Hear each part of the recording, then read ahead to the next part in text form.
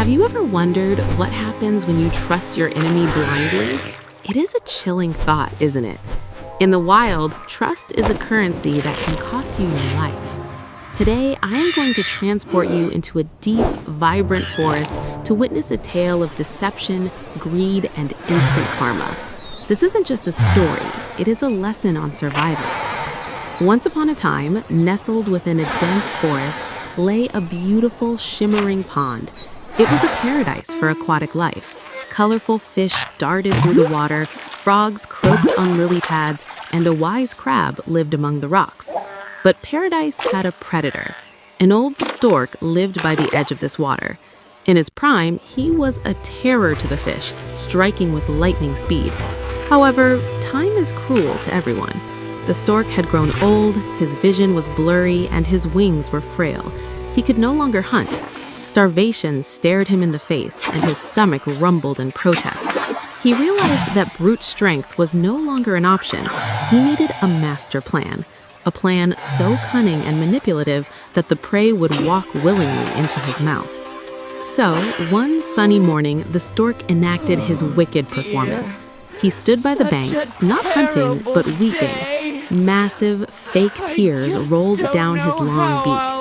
The kind-hearted crab, noticing his distress, swam up and asked, "Uncle Stork, why do you cry? Why aren't you hunting today?" The stork, a master actor, sniffed and replied, "Oh, my dear nephew, my hunting days are over. I am weeping for you. I heard some humans talking nearby.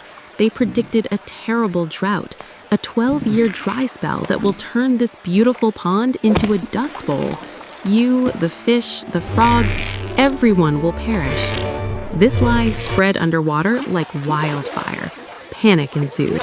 The terrified creatures, forgetting that the stork was their natural enemy, gathered around him, begging for a solution. The stork suppressed a wicked grin and offered a lifeline. "There is a crystal-clear lake nearby," he lied, "filled with water from the Himalayas that never dries up. I can fly you there, one by one." Blind fear often kills common sense. The fish began fighting to be the first to go. The stork picked up a plump fish, promising a new life, and flew away. But there was no magical lake.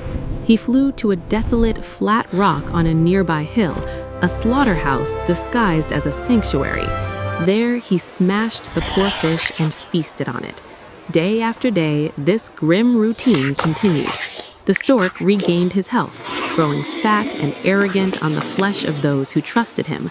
The pond was emptying, and the rock on the hill was piling up with bones. Eventually, the stork grew tired of fish and craved a different flavor. His eyes fell on the crab. "It's time for some sweet crab meat," he thought. He invited the crab for the journey. The crab, grateful for the rescue, climbed onto the stork's back, holding the bird's neck with his strong pincers. As they soared high above the forest, the crab looked around for the promised lake. He saw the lush green trees, the distant mountains, but no water. Then his eyes looked down and his blood ran cold. Below them lay the rock, not glistening with water, but white with the skeletons of his friends. The realization hit him like a lightning bolt. "Uncle," the crab asked with a trembling voice, "where is the lake?" The stork laughed a cruel, mocking laugh. "There is no lake, you fool.